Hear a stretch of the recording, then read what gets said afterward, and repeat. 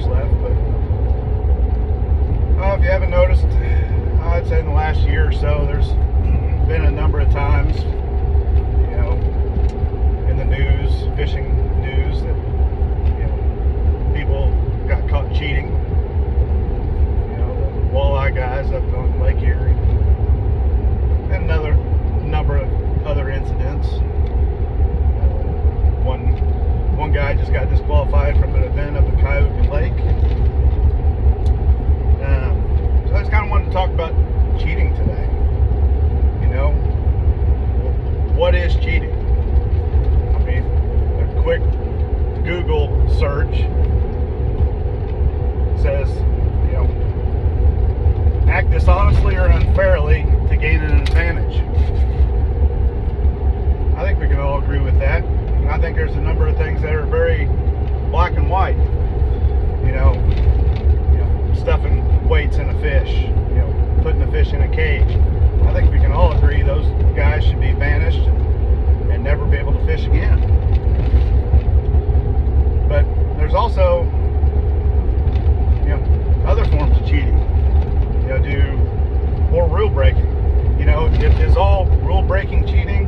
Well, I don't think so. To me, it's all about intent.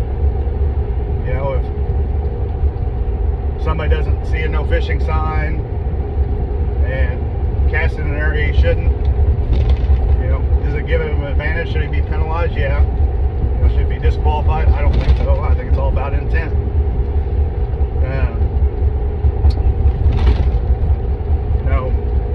But I also, I fished a lot of circuits over the years, a lot of team tournaments, a lot of smaller individual BFLs, other tournaments, and let's take Lake Monroe in Indiana. Based off the definition of cheating, I would argue that there's not a single tournament on Lake Monroe that there's not cheating going on. So there's two feeder creeks that feed Lake Monroe. You got Pine Grove and Middle Fork. And from the causeway all the way up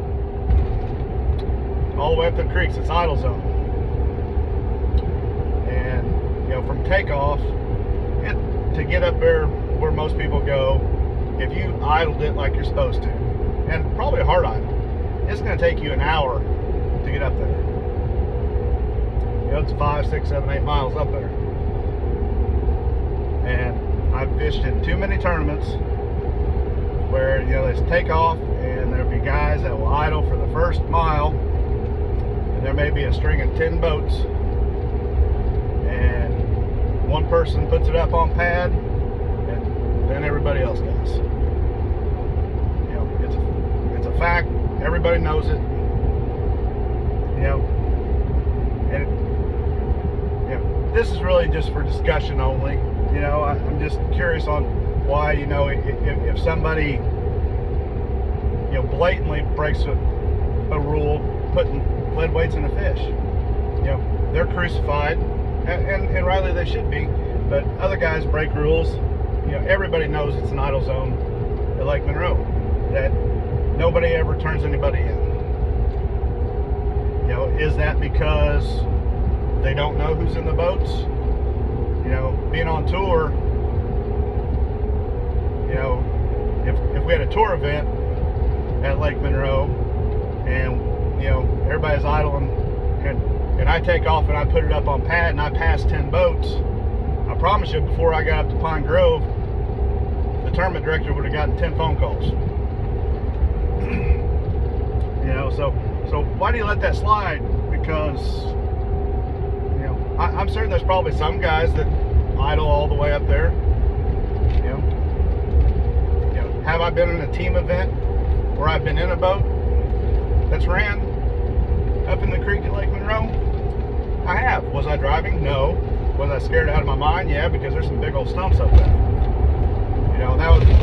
That was a long time ago before I fished professionally. And I hear all kinds of different stories. I was fishing with a co-angler that told me he was fishing a tournament and his boater got out of the boat probably times, 12 to 15 times. They were going up a really shallow river and got stuck. You know, I've always been under the impression that you cannot get out of your boat to access, you know, to push your boat forward, to get into a place.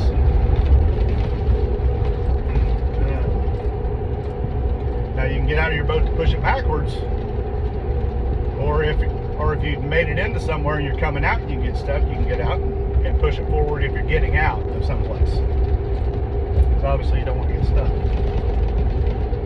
You know, I don't know. I just, you know, where as anglers do we draw the line on what we consider cheating and what we don't?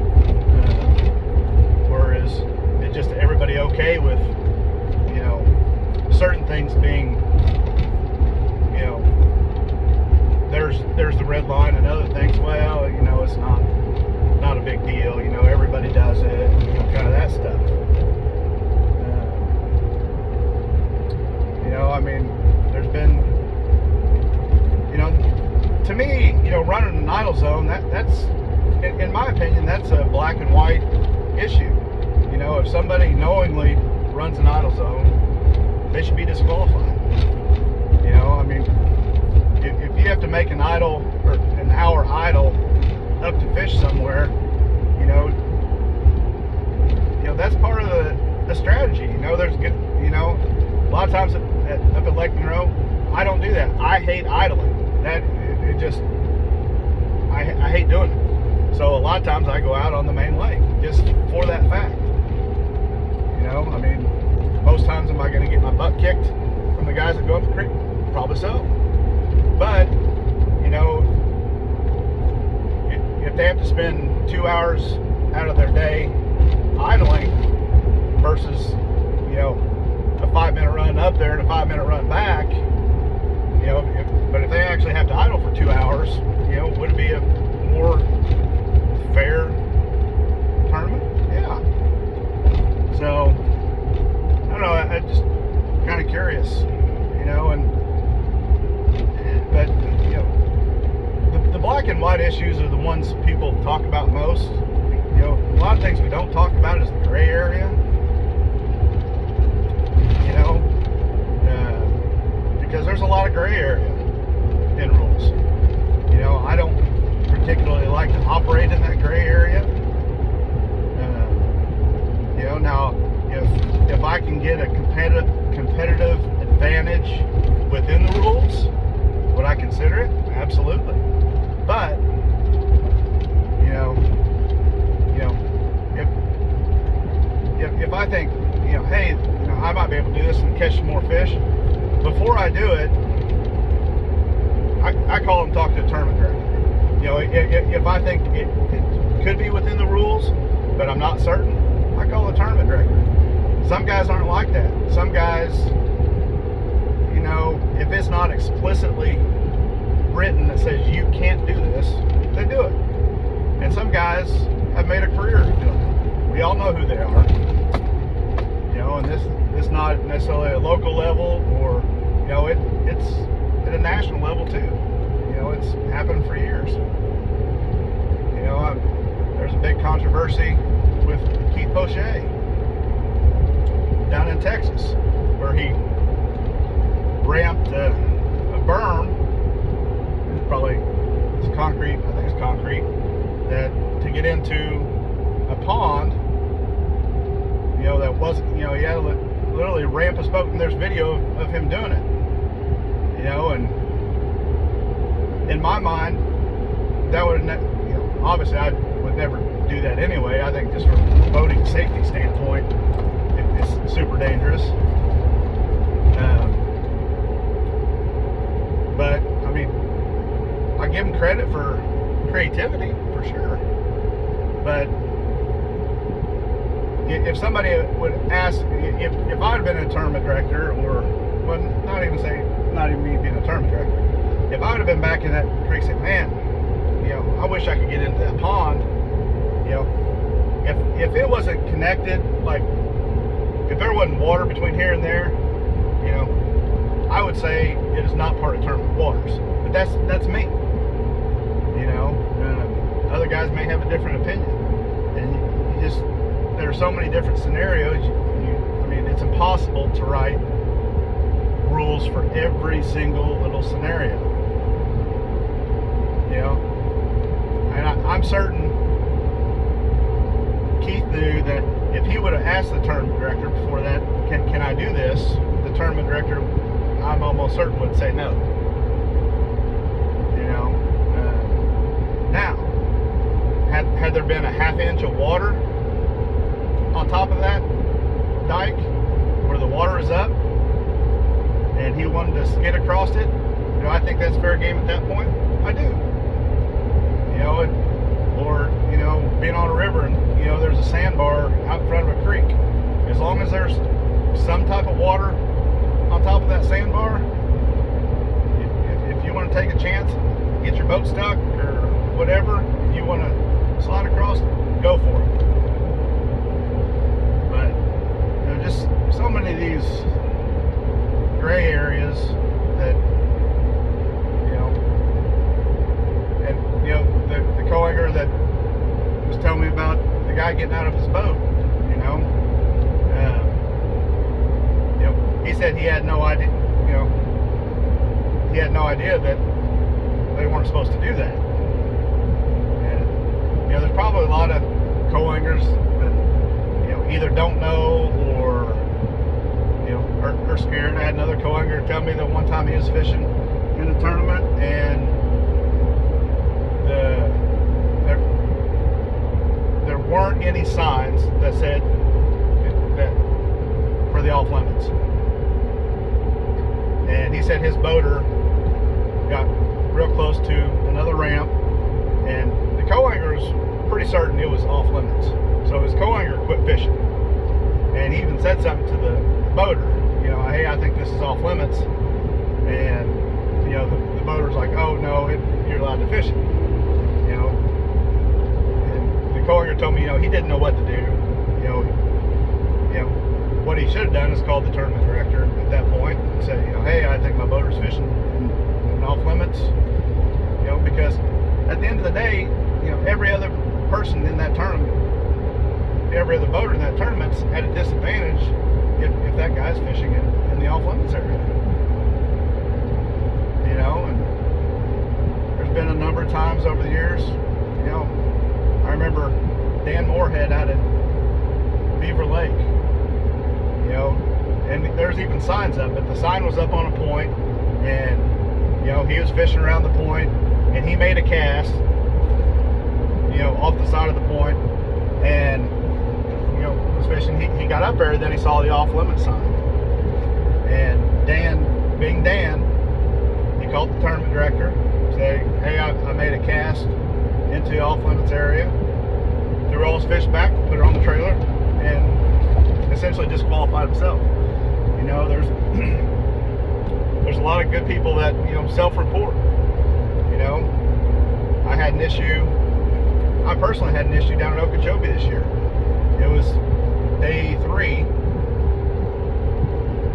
I was not having a good day at all, and it was like noon, and I finally caught my 5th one, and a little bit of, you know, so I had like 1 pound and 3/4, and like the rest of them were like all in the between 12 and 13 inches. I finally caught my 6th one, and I was pretty certain the first fish I caught that morning was my smallest fish. It was like just barely over 12 inches. So that was first fish. So that's the way I do it. That's my red call tag. So I pulled the red one out and I set it on the floor, but I wanted to make sure. So, you know, I've got, you know, at this point I've got, you know, 4 other fish I need to look through to make sure that I think what I pulled out was the smallest one. And, you know, so I'm pulling them all out, looking at them, and, you know, at that point I was convinced the red one was my smallest one. You know, shut the live well, hop back up on the front deck, started fishing again. About 3 or 4 casts later, I hear something flopping in the bottom of my boat. I had never thrown the one I took out of my live well back in the lake.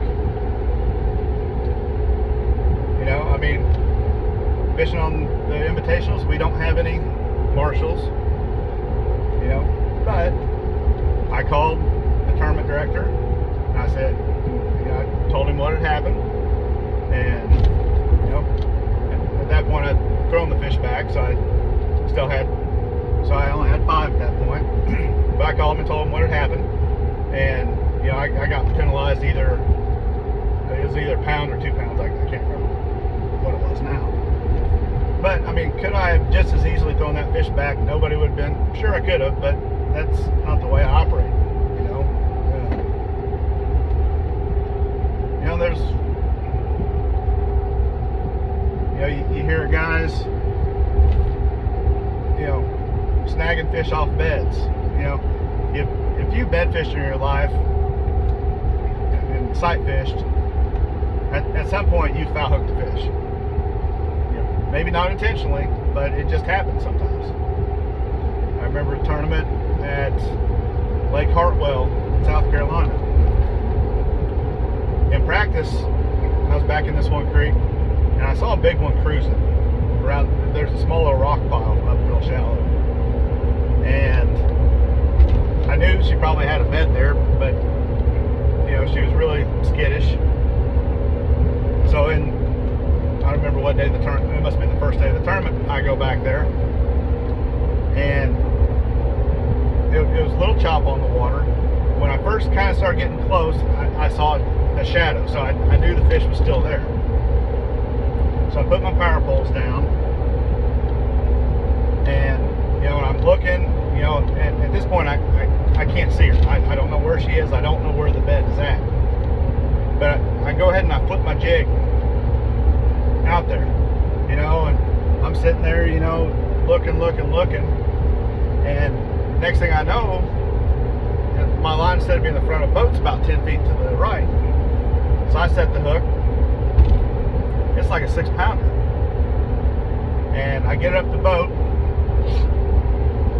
The jig is not in the fish's mouth. I've got her hooked in the belly. How that happened, I have no idea. You know, and I told my co-angler, I was like, you know, I've got her hooked in the belly, and I unhooked the fish and I throw it back, because in my mind, that, you know, I would consider myself sight fishing. Whether I actually saw the fish while it was happening, you know, and it was later that year I was telling the tournament director that story, and he's like, John, you should have called me. I'm like, well, what do you mean? He's like, well, if you couldn't, at the time that it happened, if you couldn't see that fish, he's like, I probably would have let you keep it. And I don't know, I just didn't feel right about it. There's, you know, but that's me. You know, there's a lot of guys that probably aren't me, but I know there's a lot of guys that do what I feel is the right thing. You know. But anyways, like I say, just, you know, I just like to know everybody's thoughts, you know, and, you know, what you may have seen that could be a gray area issue. And, you know, it's just, I don't think we talk about it enough. If you haven't, you know, Luke Duncan has done he's got a couple YouTube videos here in the last few weeks, one with James Watson, and then one with Slick Johnson. If you haven't watched those, 7 miles. you know, I would encourage you to watch those. They, you know, Spencer Sheffield just got disqualified from an event up in Cayuga. You know, from some people I've talked to, there was a lot of questionable stuff going on in that tournament. They ended up disqualifying Spencer. I've known Spencer for a long time. You know, I like Spencer. You know, but they determined he broke the rules and he got disqualified. But they talk a lot about that stuff, you know, on Luke's podcast there. So it's definitely worth a listen. I don't know, but for you Indiana guys that fish Lake Monroe, or even Patoka for that matter, because there's a pretty good idle zone going up the creek, and well, actually a 10-mile-an-hour zone up the river at Patoka and back in Lake Fork at Patoka, and I see guys running that all the time. I mean, I'm just curious, why more people don't get turned in, because if you don't turn somebody in, then A, you're at a competitive disadvantage because they're gaining fishing time,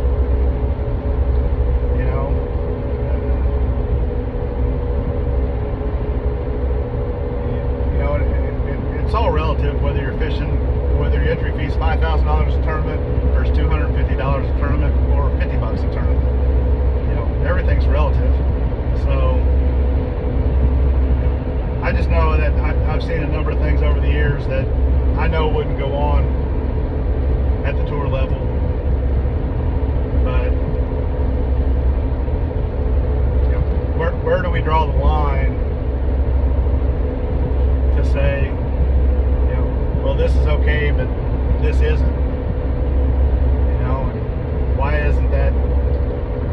isn't everything that's blatantly somebody's breaking a rule, that we don't call them out for it. So anyway, just some random thoughts of the day. I'd like to know what everybody thinks.